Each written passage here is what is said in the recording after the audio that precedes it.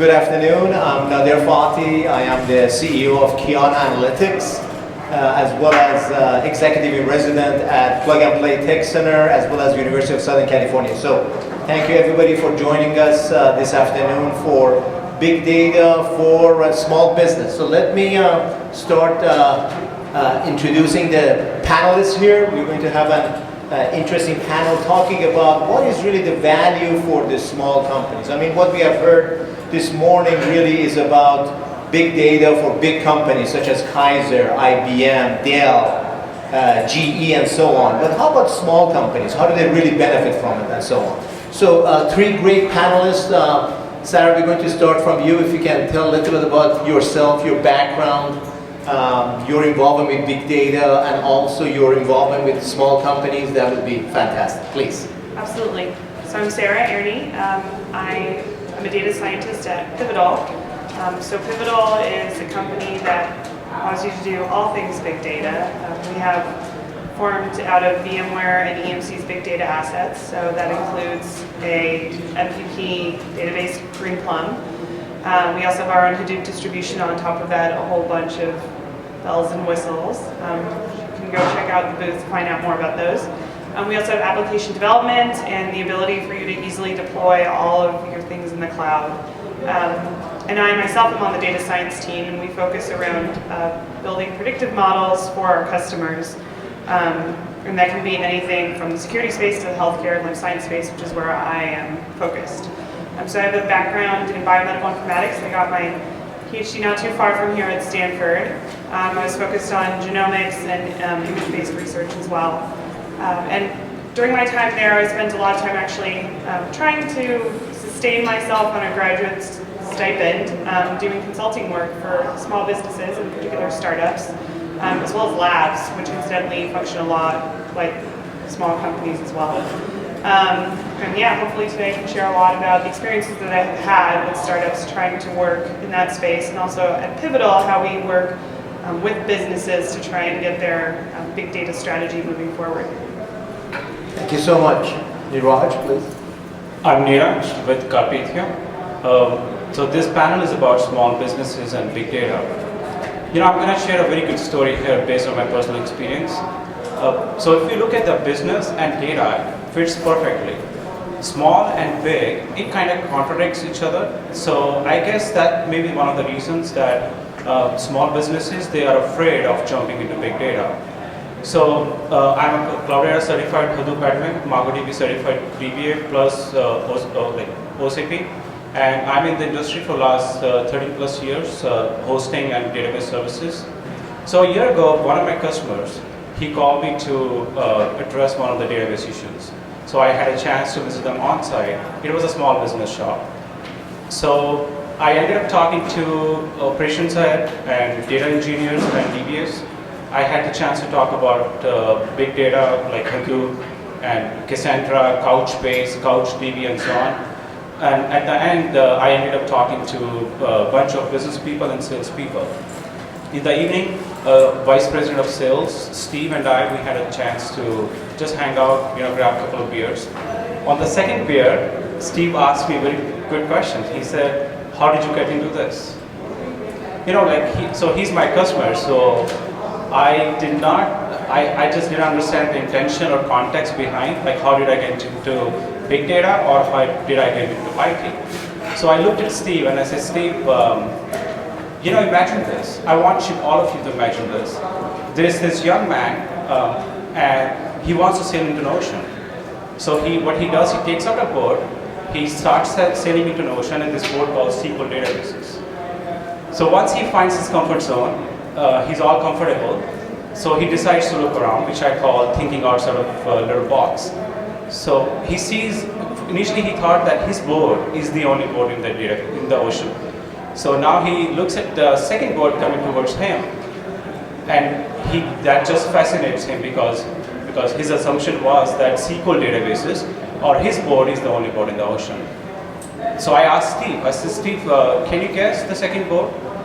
And he looked at me, and I'm going to ask you guys the same question. Can you guys guess the second boat? Like his first boat is SQL database, so what can be the second boat?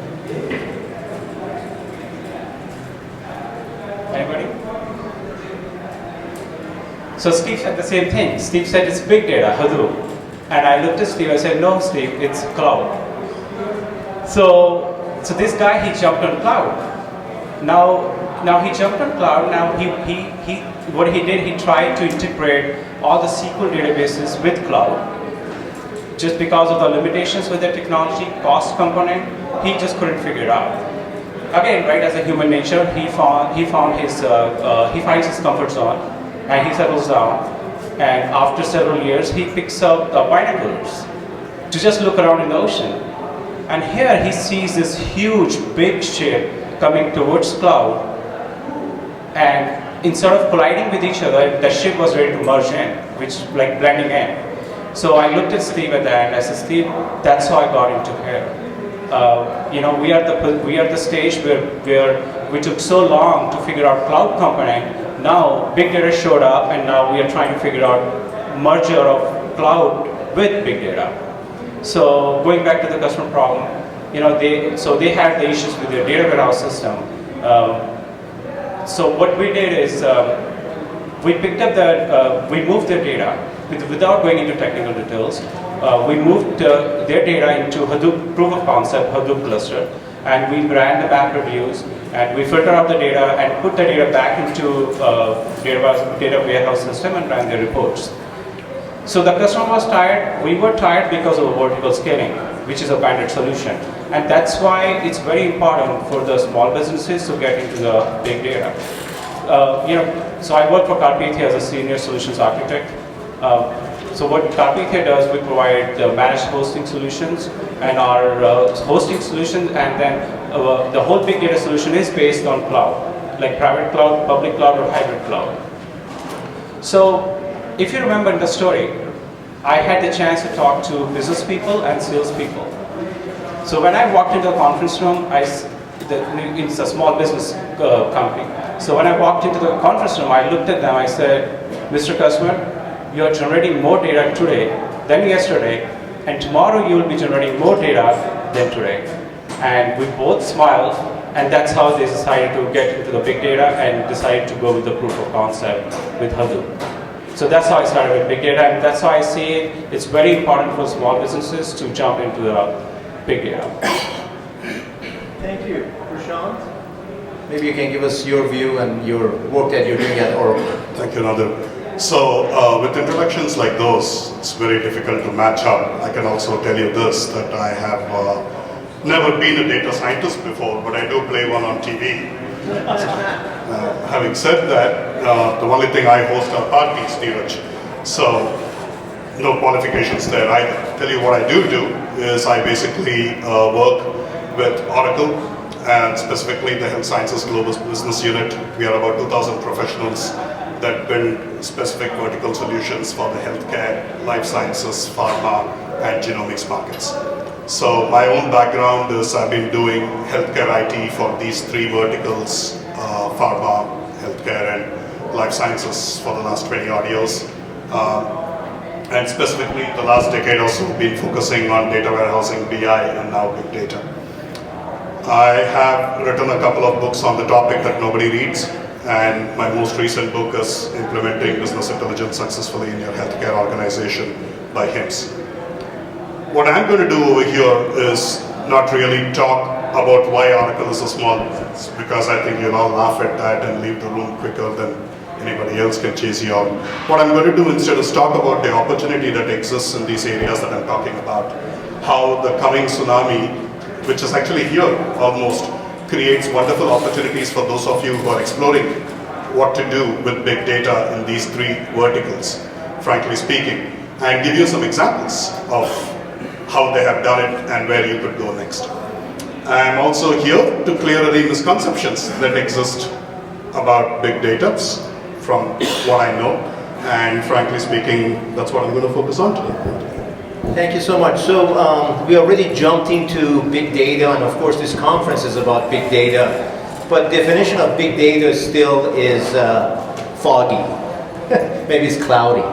So give you an example. I was invited last year by a local high school here called Los Altos High School. They have a week of what they call math and science, and they invite all the famous people, and somehow they invited me. They actually had the gentleman who is in charge of Apple Siri. They had the gentleman who invented the intuitive surgical device, and these are basically talking to 350 kids in high school to tell them why they become scientists and data scientists for that matter. So, you know, I was there talking about big data.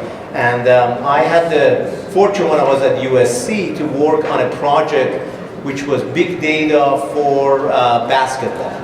I don't know if you guys know this or not, but there's a company called Stats, which actually keeps track of all the stats of, you know, how many people shot the ball and so on.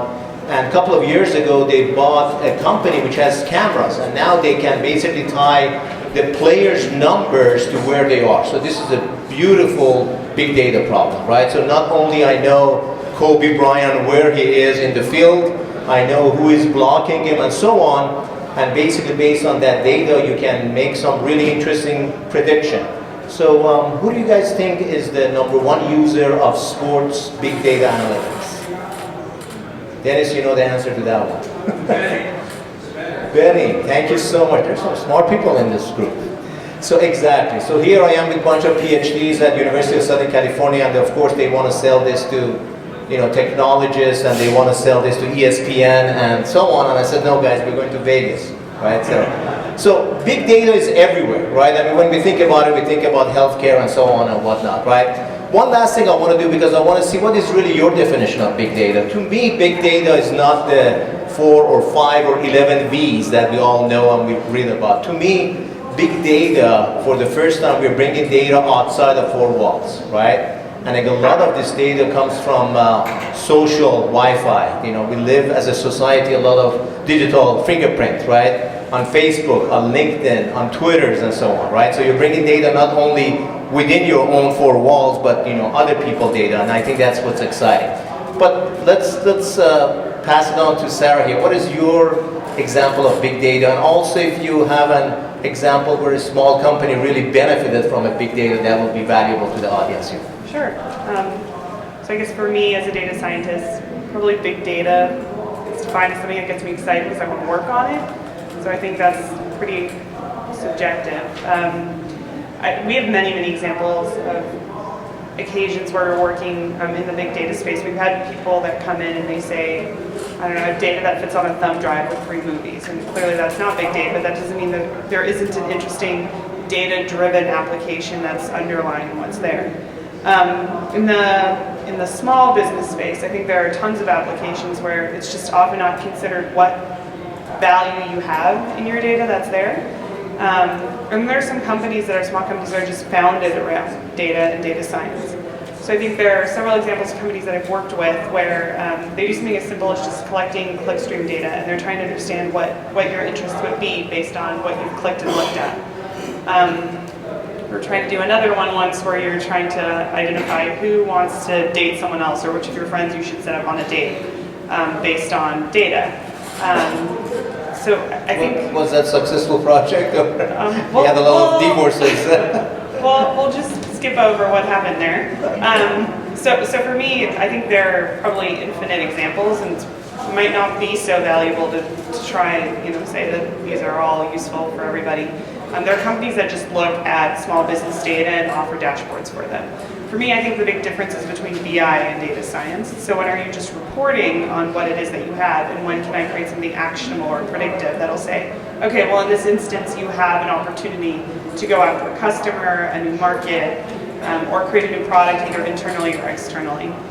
And I think in those cases, I'm not sure if that's something we're going to be discussing later, but certainly that's where I like to focus most of my time.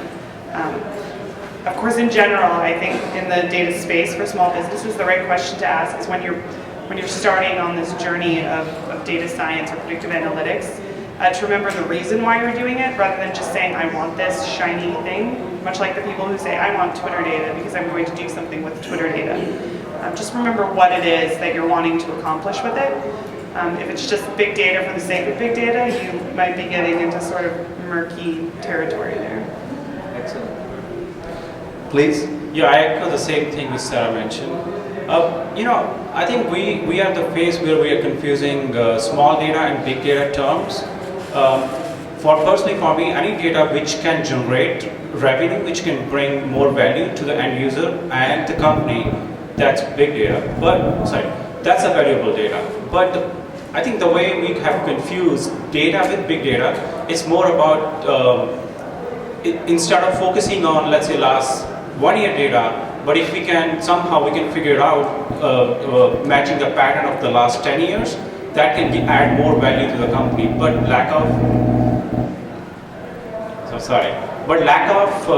the capability of analyzing of last 10 years data, and then we start pushing away the 9 years data and then focusing on 1 year data. So that's where we are confusing the whole small and big data. So personally for me, let's say if we look up the big data definition, people talk about, okay, like semi-structured data, unstructured data, that's all big data. It's just a word, right? Those are just labels we are playing around. As I said, right, and any data which has the value to add more value to the company, that's, for me personally, that's a big data. Because it's all about the big value to the company and the end user. So, thank you. So, Prashant, you did mention the BI during the introduction, right? So there is a lot of confusion on the difference between big data and BI, right? And it's interesting because if you talk, there's a whole group of business intelligence folks which says a big data is the same thing as business intelligence, we just rebrand, right? Can you talk about that, about what is your vision and what you see as a difference between the two? Yes, or are they the same? Yeah. Most definitely. I mean, I think I fall somewhere in between both camps, right?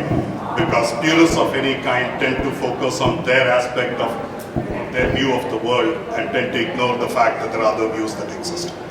In my opinion, business intelligence is a current state of analytics as it exists, mostly retrospective, sometimes predictive, that essentially is driven primarily by the availability of structured data from well-defined transactional sources. So, does it mean that business intelligence goes away because BI comes into the mix? Well, nobody has stopped using bread knives simply because the Swiss Army knife came along. Bread knives are still used today. So the difference between BI and big data analytics is really not a question of is it this or that, but more a question of what is the source of data you're getting from. BI, in my definition, is defined by well-structured data that is usually of horrible quality, and big data shares that characteristic, by the way, too. And when we talk about big data, we're talking about sources beyond structured sources. So I'd actually like to see the world as consisting of semi-structured data, your weblogs, your social media feeds, clinician notes, physician notes, for example, and also unstructured data, rich media data, videos and photos and audios.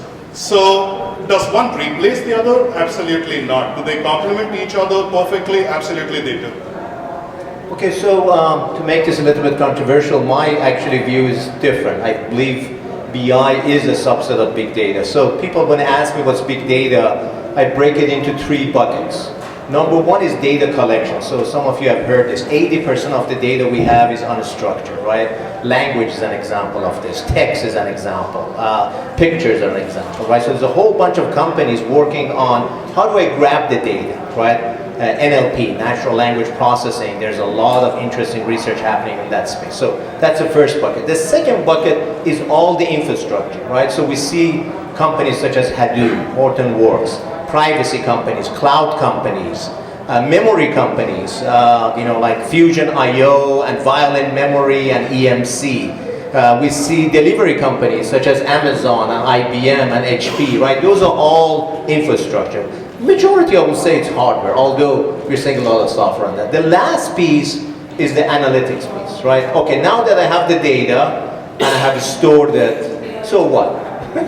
Right? I mean, we go to companies and they say, hey, we have data for the last 10 years, and we said, great, what do you do with it? They give you that stare look, right? So the analytics piece is really important, what I call the aha moment, right? Now that you have the data, what is the actionable information? And BI could be part of that, right?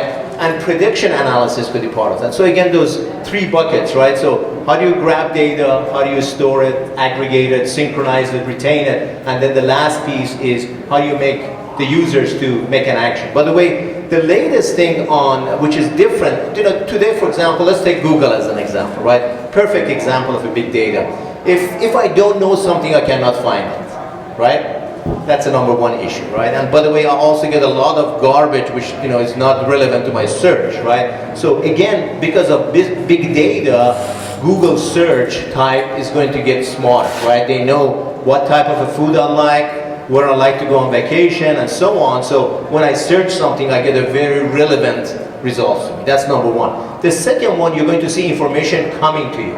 It's not there today. Like for example, if I like to go skiing and I like cheap rooms and I like to go to Aspen, right? The system should automatically search for some event and tell me, hey, look, there's a great package here, and next weekend you're available. Go. Do you want me to charge your credit card? Voila, right? But there are no cheap rooms in Aspen. Not I was yet. going to say you Okay. should probably choose a different. Different. Sorry, Okay. our- Heavenly in Tahoe. How about that? All right. So again, those are some of the things which is really, I think, big difference between BI and what you're going to see in big data. Actually, so I just want to add to that. Please. I don't necessarily think there's a distinction between big data and BI. I think BI is the act of reporting on any size of data. That is correct, What it is. yes. So a clickstream example, it doesn't actually necessarily have to be structured data. If I see logs of something that has failed or not, BI would be saying, how many failures do you see? Who fails? Whereas to me, the distinction is BI and data science. Where the data science piece is, can I predict what will fail? Can I try and tell you that this is how you should decide to move around your resources based on where the likely failure will happen and how you best adjust for it? So I think it was the question was a bit directed toward the difference between big data and BI, where I think it was more the question is between data science and BI for me. So let me switch topics here. So I remember in late 1990s, every company wanted to become a .com company, right? I remember I used to work for a hardware company, and we had a meeting with the CEO, and the CEO says, hey, what can we do to become a .com company, right? It's like, you know what, we can always call ourselves, XYZ.com, right? And today, one of the topics at the board meetings is, what does it take for us to become a big data company, right? So everybody's trying to repackage themselves as a big data. Now, said that, if I'm a small company, and maybe you can help with that, Sarah, and I want to get into big data, right? So the board meeting and the CEO says, guys, you know what, we want to, we have a lot of data here, we want to get into big data. What are the steps? What do we need to do? What are the landmines? What do we need to watch for? Please. Sure. So depending on the size of your company, I think I've seen a lot of companies that decide they want to get into the big data space. And specifically, they want to get into, I'll talk only about the data science space. I think other people can speak more to the infrastructure decisions that have to be made. From the data science perspective, certainly when your choice is that you're going to be moving toward a data-driven space, you have options of, maybe coming to a company like ours and looking for consulting services where you're going to be saying, hey, I have an instance of Greenplum database, Pivotal's Greenplum database, and I would like to use it to make some data-driven decision. Or I'm going to hire someone on. The things that I have seen when companies don't take a good approach of asking what it is that I want solved, what the product is that I need, they tend to get in this territory of saying I want without saying I want because. And it's that because piece, because I would like to have an internal product that is helping my, IT, or it's helping my bottom line somehow, or on the other perspective that I want a new product for my customer. So I think it's really important to understand first what it is that you want out of it, which is why often we'll just go in with Pivotal and try and identify what your roadmap could look like. But the second question is, who do you hire if you decide to have it sort of be your own person? And there is, I think, where I've seen the most dangerous component, where everyone says, I need, a PhD in stats from, Berkeley, and that's obviously who I need. But the problem is that when you're going into a startup, you have limited resources, limited time, and you need to execute. So really, at the end of the day, it's most important to have somebody who maybe understands the engineering perspective and can start with small wins. Because plopping a data scientist in, having to think alone, work alone, not necessarily integrate well with the actual engineering side of the house, it may be extremely difficult to have something that's quickly actionable, a quick win. And then I love this comment earlier about it's the 6'4", 12-year-old, because now you have the 6'4", 12-year-old, and you've sort of set them up for failure because they cannot grow properly into the role that they need to grow into, even though there's so much potential. And that, of course, can hurt then the overall decision to move into a more data-driven space. Maybe you can talk a little bit about the infrastructure. The other issues, of course, privacy and compliance and all that. I mean, we heard this actually at the last panel. They said one of the reasons people are not going to the big data has to do with the compliance and privacy issues. So as a small company, Niraj, if you can address about, hey, what are the infrastructure consideration, what are the privacy and compliance, that would be very helpful. Thank you. You know, while talking to the small businesses or even medium or large scale businesses, most of the times I get this question, like, what's the next trend in big data? I strongly feel that for the commercial side, we have addressed a lot of it from the business, like from the data analytics sides and from the infrastructure side. Whereas the future trend, which I see is compliance.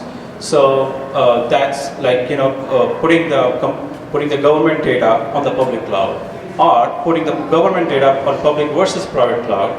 So that's one of the most challenging factors. So whenever the customer, especially small businesses, they comes to us and they talk about, okay, you know what, we are collecting healthcare data, and now we want you guys to get engaged and help us out to analyze this data. You know, so Carpathia is a infrastructure company, like we provide infrastructure. So what we have to help out the small businesses on that aspect, we have the compliant infrastructure, and that's how we help companies. It's not even Carpathia, right? It's like educating the customer that, you know, focus more on the front end part, which is the data analysis part.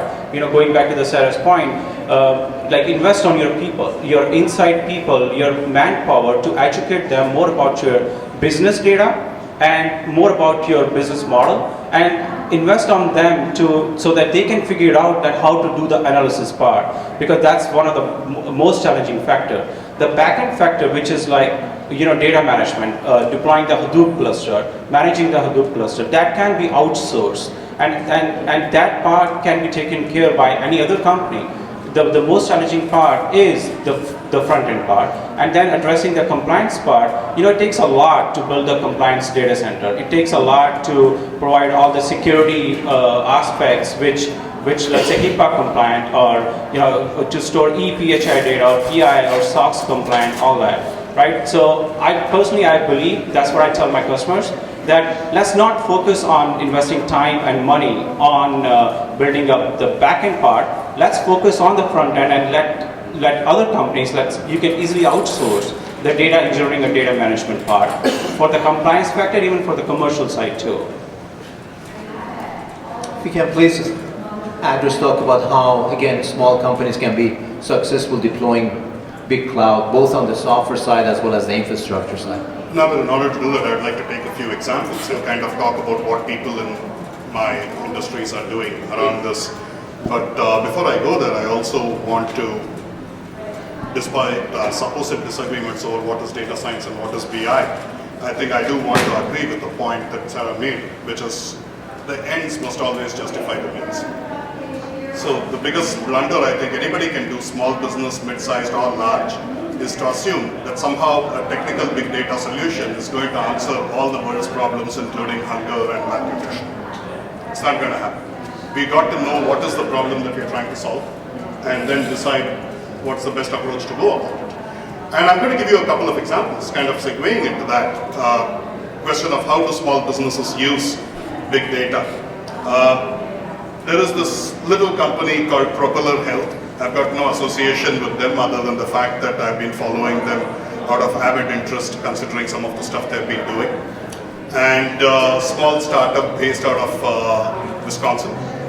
And what they are doing is essentially creating smartphone and GPS-enabled asthma inhalers. Go figure. If you would ever thought that an asthma inhaler would be GPS-based, well, it is. And what they also do is they have a smartphone component to it. And based on the rate of ingestion of the medication per day, they essentially correlate that to meteorological data available from public sources, and correlate the amount of inhalation by geographical distribution, along with the amount of pollen, humidity, sunlight, and other factors.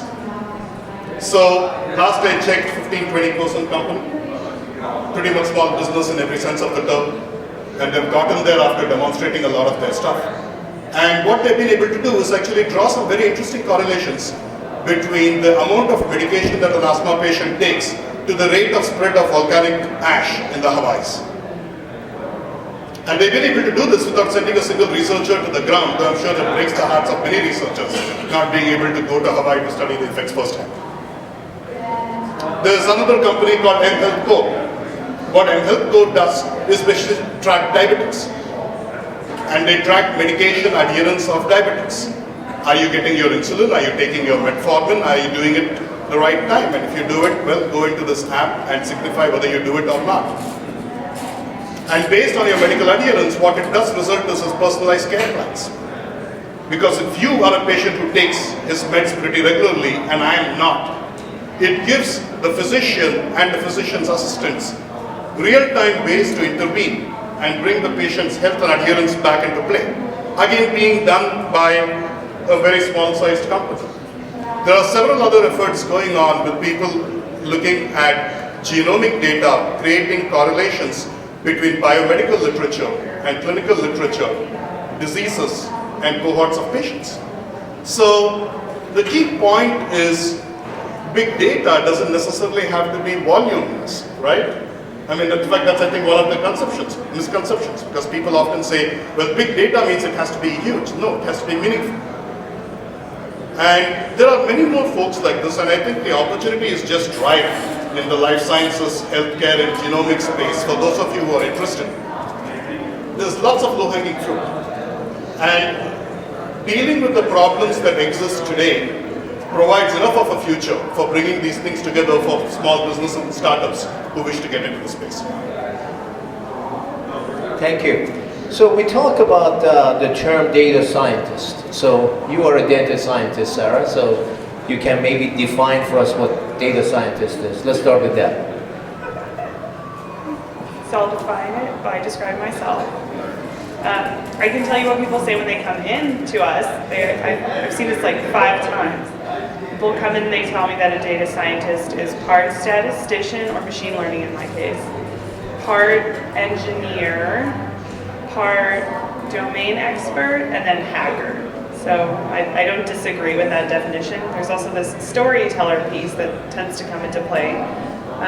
Yeah, I think really for us, or at least on our team, the number one thing that every data scientist has, they usually have some computational background. It can be computer science, it can be, I don't know, we've seen applied math. You have to have some amount of coding background.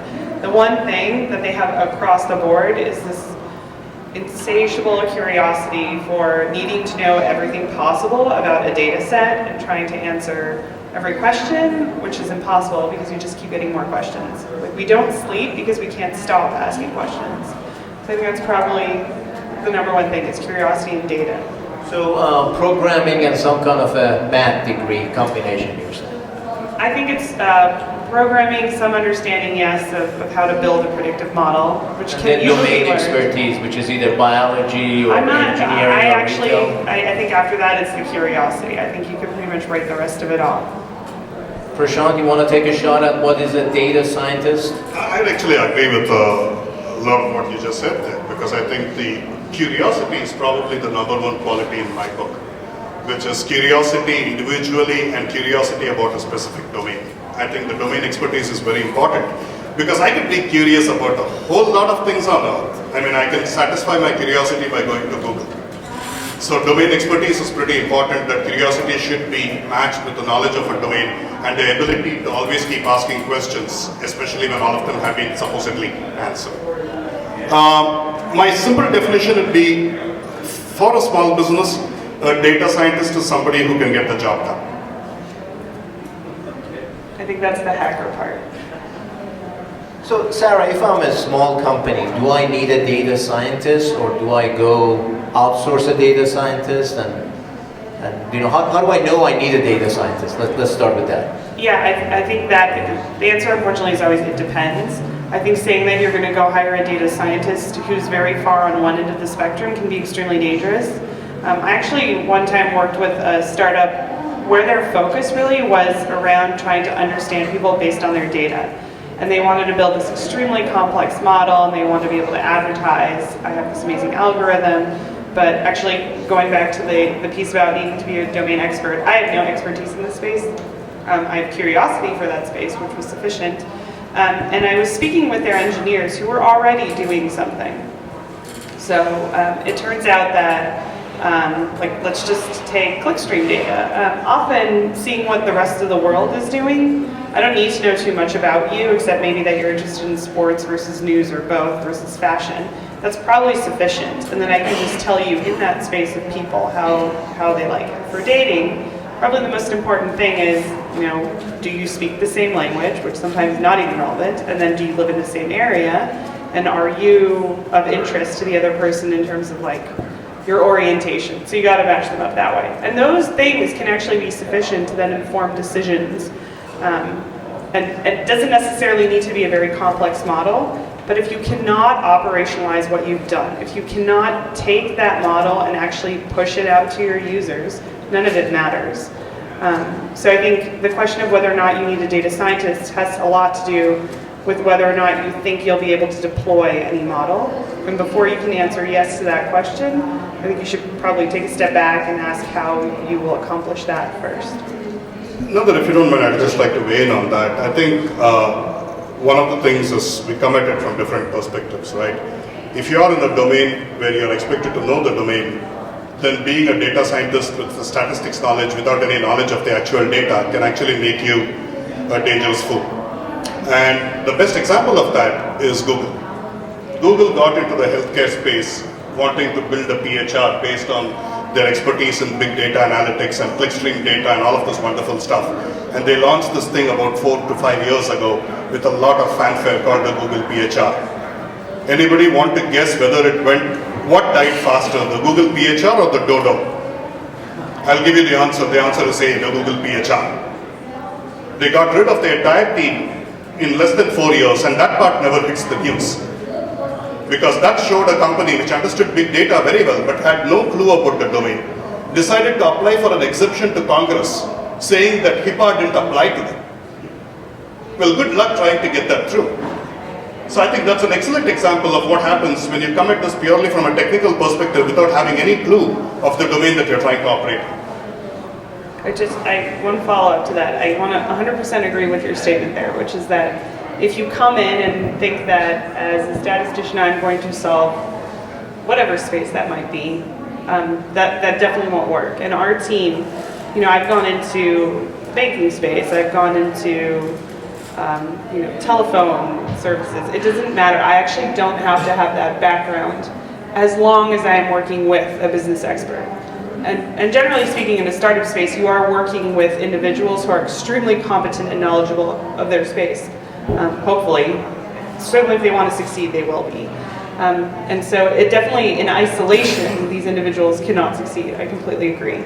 But it's impossible if you think you're going to go out and find an expert, in the space of, dating, who has, a background in Facebook apps and this and that. You end up in a corner, unable to fill that. And this is why I always take a step back.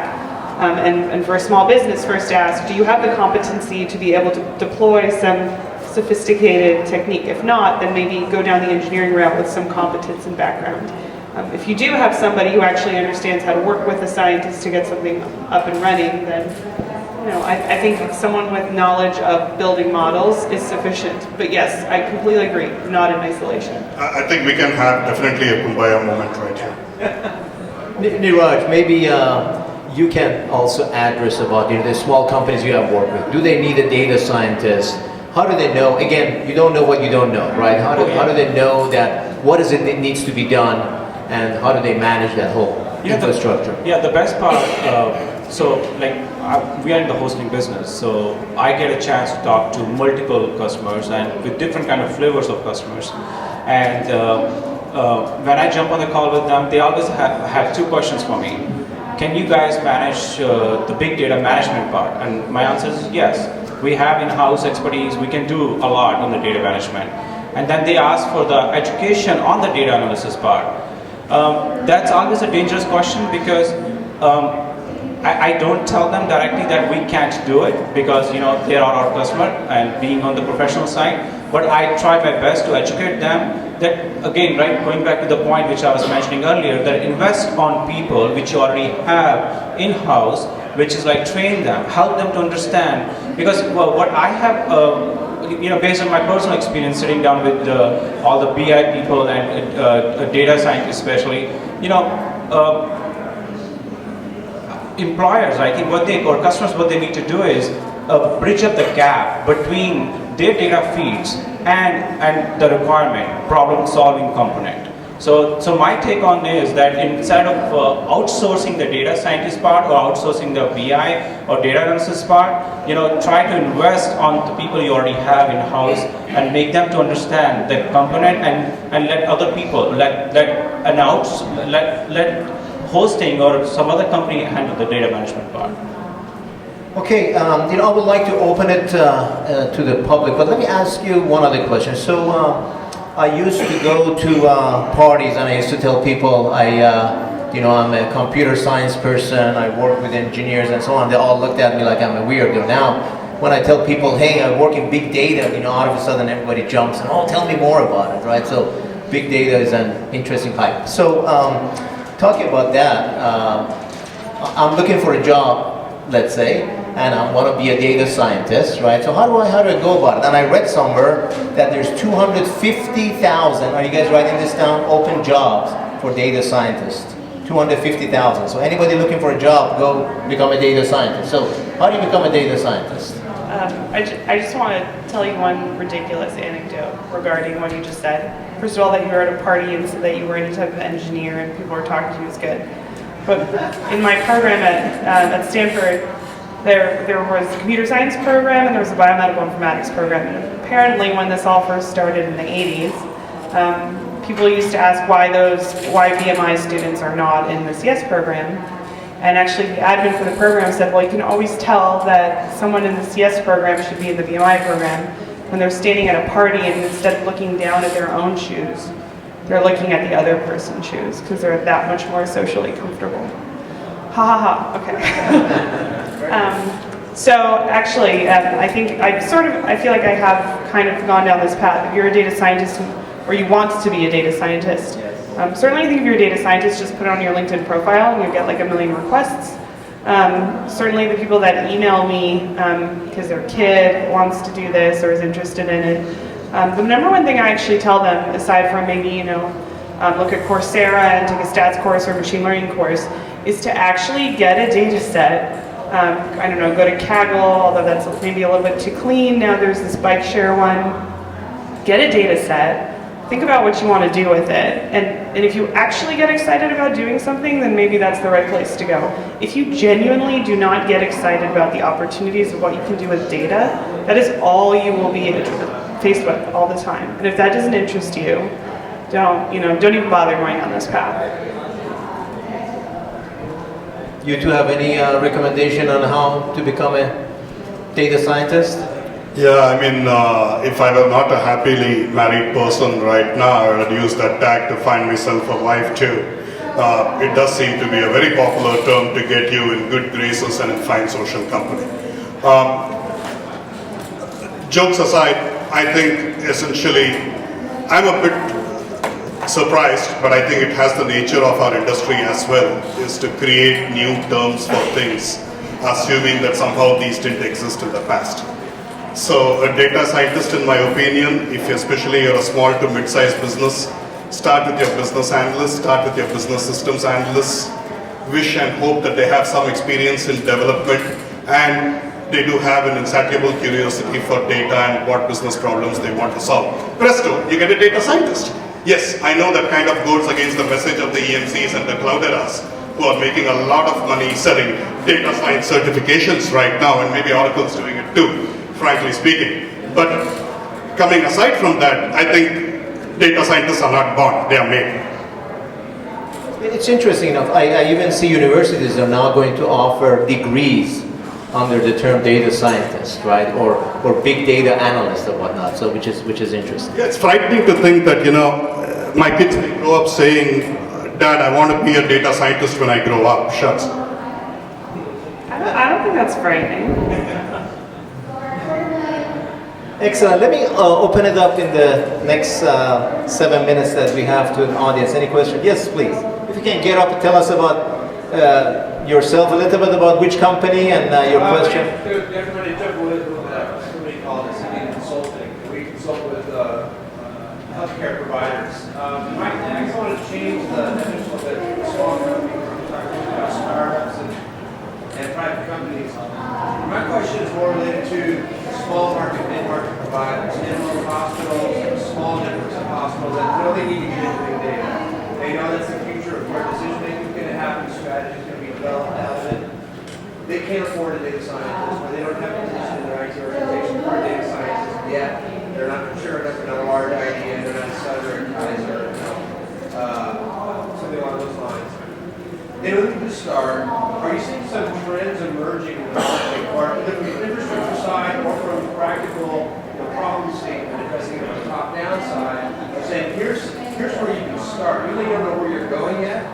What are some of the trends you have to take? Here's where you can start now, at least to prepare yourself and position yourself for the opportunity to use and utilize actual data. Sarah, can you take maybe you want to also, for those of us who didn't hear the question, maybe you can paraphrase the question.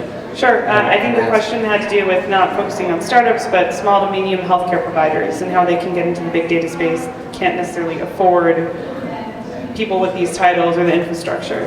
And actually, our company does go into speak with a lot of different size groups, and we do offer services to define your big data strategy. Because that is a common problem is, maybe we don't have the volume of data to be able to start off and go do something in the big data space. I think the trends that we do see there have to do with the available data that you have. How can you make value out of that data? I think when you talk about the Kaisers and the Sutters, they have a whole different problem, and they're solving sometimes a research problem. But often you can just talk about resource allocation decisions, look at it from an operational perspective. So maybe it isn't, can I predict what you're going to be sick with, but instead, how can I make sure that I have the staffing that's necessary to take care of the patients that are coming in, or, based on some public data, there are examples of using Google Flu Trends to try and predict what's happening. Plug into some publicly available sources and try and identify if there are more operational side pieces that you can work with. I don't know if that answers any question. You two want to? I'd like to weigh in on that too. I think that's actually a question that we are very interested in, frankly speaking, both personally and as part of what I do at Oracle. And if you're looking in terms of what are some of the opportunities out there, let's take some examples of what's defined as big data and healthcare. And when I say big data, again, I want to be specific, going beyond regular structured data coming out of EMRs. One, I would say, is essentially structured data, but high volume, high velocity data that's coming out of medical devices. There's a couple of startups, one here in the Valley that I'm aware of, that's actually created a mini EKG machine out of your iPhone. They've got sensors that go into the charging port of your iPhone, and it essentially captures your waveforms almost to the same amount of fidelity that an EKG machine at the hospital does, and allows you to mail those out to a provider of your choice. Now think about essentially building an application on top of that can take those waveforms, identify the peaks and the troughs, and associated with your diet data and your medication data can predict your chances of getting a cardiac arrest. I think the opportunity is just fantastic out there. There's another company that I'm aware of that's doing the same thing for infection control in home health dialysis settings. So they have implants that essentially capture the rate of infection in a patient and allow people to address that infection, especially when they are being treated at home, much sooner and without requiring a hospital admission, which of course is extremely costly. A third area that I would talk about is DICOM image processing. There is a lot of stuff, especially with PACS systems, on how to get DICOM images, but even today, the whole thing around imaging is putting a human being in front of the DICOM image and having that human being make correlations between what's visible and results. There's a wonderful opportunity to compare results between entity identification between two DICOM images. There's a lot of interest, not enough is being done there right now. I think that's a great opportunity. And also correlate images to findings. And this is more post-processing, but still carries tremendous value.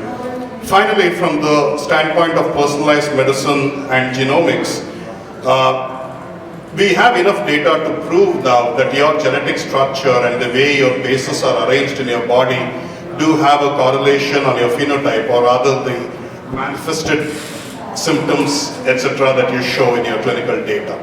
That's a wonderful space right now. There's a huge amount of data to be mined. There's a huge amount of literature out there, not enough has been done. So if you take a look at it, devices, imaging plus genomics data, I think just provides enough work for everybody in this room to start their own startups. Yes, sir. My name is Kirk from Linkstar Technology. We provide home care IT service. We are a small business. We are affiliated, so I'm here.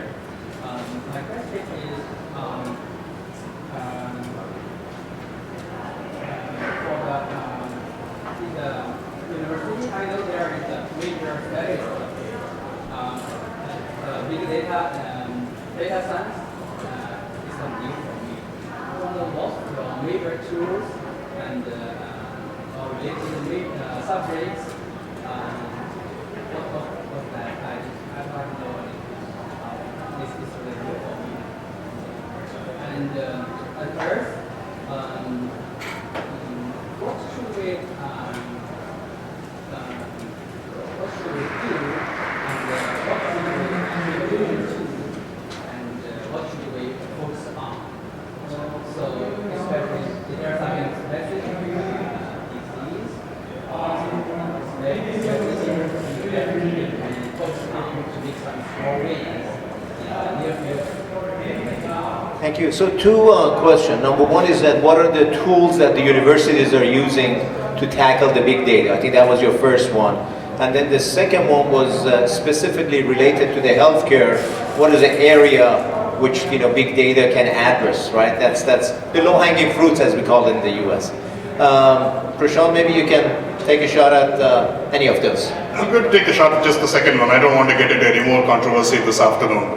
But jokes aside, speaking to the second, I think the areas that we spoke about, device-related data coming in from semi-structured sources such as clinical notes and biomedical literature and genomics data are obviously three huge areas to focus on, each that I think can deal with significant efforts in their own right.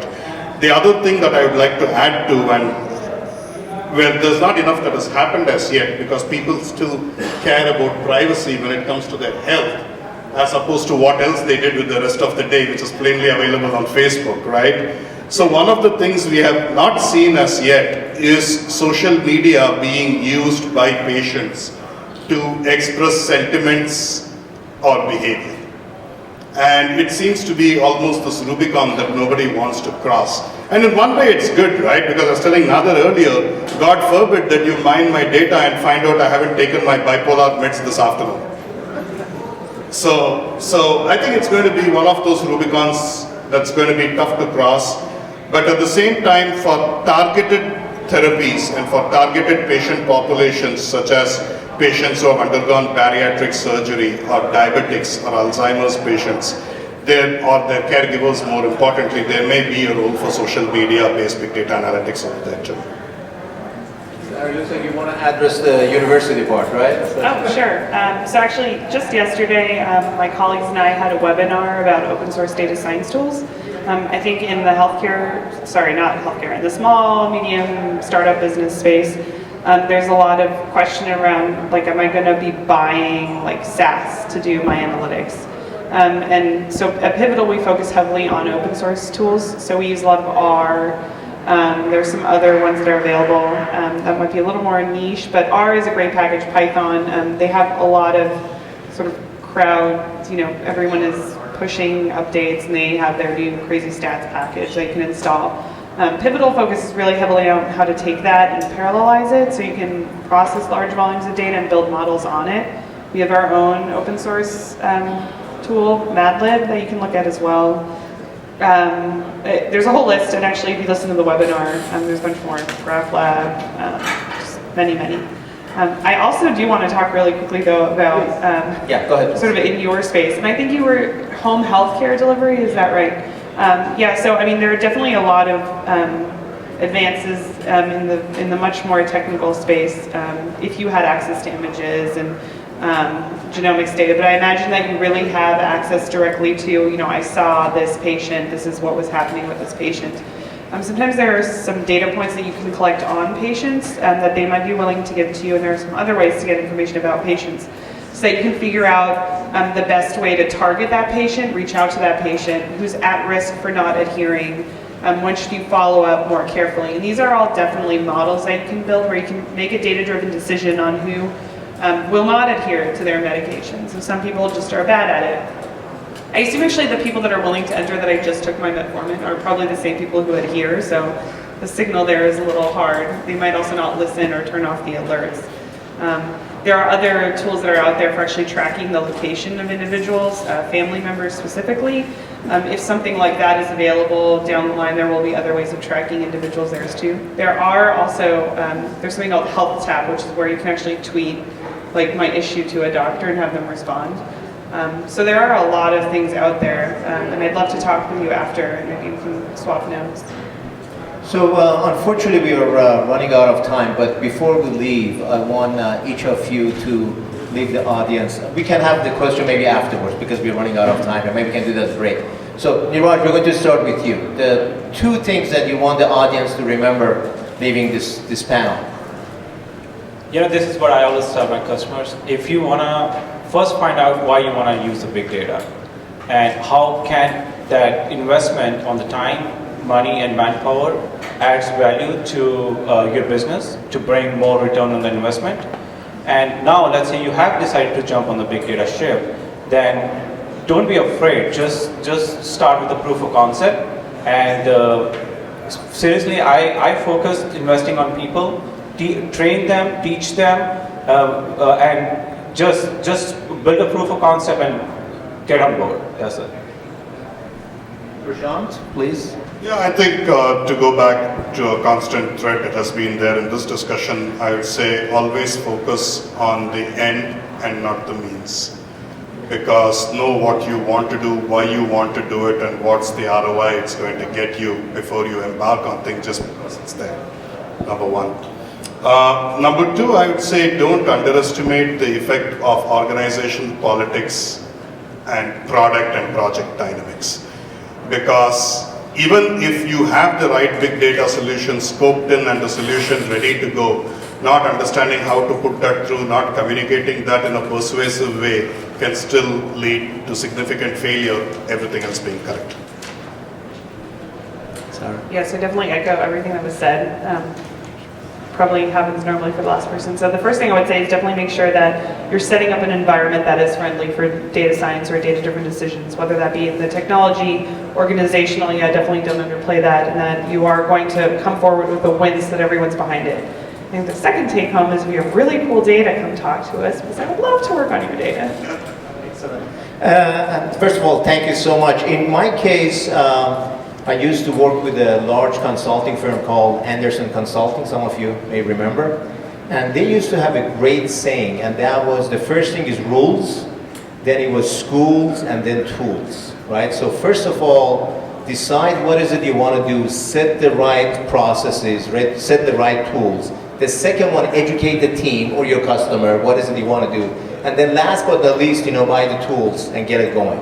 One of the problems that we see, and we are technologists, we love technology, right? The first thing is that, hey, let's go buy tool X, and that's going to solve all of the problem. Ain't wrong, right? The first thing you need to do is to really define what is it you want to do. Set the rules, right? And then educate the team. Why are we doing this? What are the benefits? Educate your vendor. Educate your customer. What is it we're trying to do here, and why? What's the business result, really? And then last but not least, okay, now, this is what I want to do, what are all the tools I need to do? So there was one question which we missed. Again, we are out of time here, but we are all available during the break to answer any question. Thank you so much again for all of you. Thank you very much.